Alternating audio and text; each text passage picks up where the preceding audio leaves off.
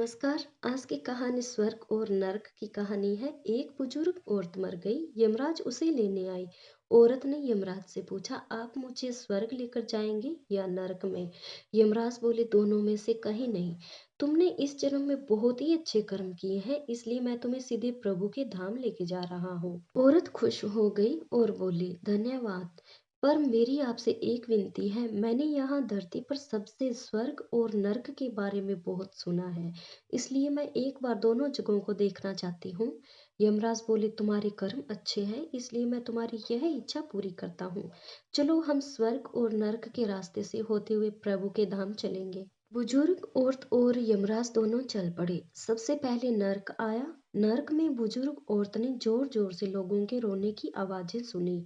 वहां नर्क में सभी लोग दुबले पतले और बीमार दिखाई दे रहे थे।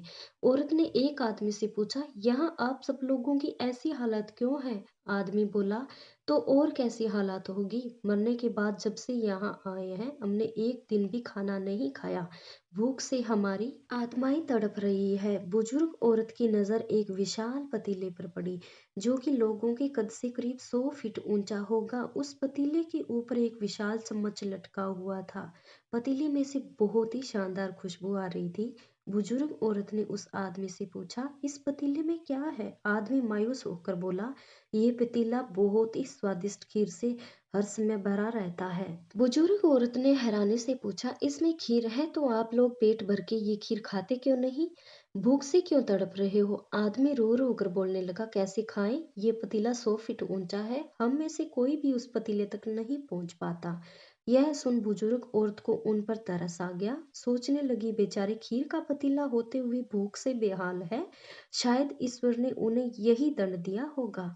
अब यमराज बुजुर्ग औरत से बोले, चलो हमें देर हो रही है। दोनों चल पड़े। कुछ दूर चलने पर स्वर्ग आया। वहां पर बुजुर्ग औरत को सबके हंसने और खिलखिलाने की आवाजें सुनाई दी। अब लोग बहुत खुश थे यहाँ पर।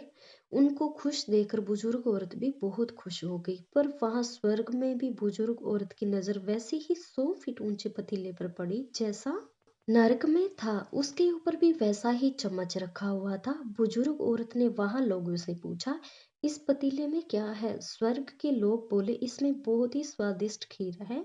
बुजुर्ग औरत हैरान हो गई और उनसे बोली, पर ये पतीला 100 फीट ऊंचा है, आप लोग तो इस तक पहुंच ही नहीं पाते होंगे। उन हिसाब से तो आप लोगों का खाना मिलता ही नहीं होगा। आप लोग भूख से बेहाल होंगे। पर मुझे तो आप सब बहुत खुश लग रहे हैं, ऐसा कैसे? उनमें से एक व्यक्ति बोला, हम सब लोग इस पतीले में से पेट भर के खीर खाते हैं। औरत बोली, पर कैसे? पतीला तो बहुत ऊंचा है। व्यक्ति बोला, तो क्या हो गया? पतीला ऊंचा है तो यहाँ पर कितने सारे पेड़ हैं। हमने उन पेड़ों की लकड़ी ली, उसको काटा और एक विशाल सीढ़ी का निर्माण किया।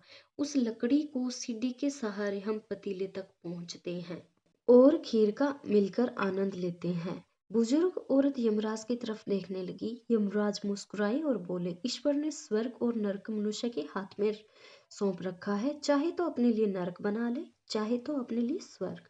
ईश्वर ने सबको एक समान हालातों में डाला है। उसके लिए उसके सभी बच्चे समान हैं। वह किसी से भेदभाव नहीं करता। वहां नरक में भी पेड़ पौधे सब थे, पर वहां लोग खुद ही आलसी है। उन्हें खीर हाथ में ही चाहिए। वह कोई कर्म नहीं चाहते, कोई मेहनत नहीं करना चाहते, इसलिए भूख से बेहाल है। क्योंकि यही तो ईश्वर की बनाई इस दुनिया का नियम है, जो कर्म करेगा, मेहनत करेगा, उसी को मीठा फल खाने को मिलेगा। स्वर्ग के सपने छोड़ दो, नरक का डर छोड़ दो। बस आपकी वजह से किसी का दिल ना दुखे, इतना सोचो और बाकी सब कुदरत पर छोड़ दो। धन्यवाद।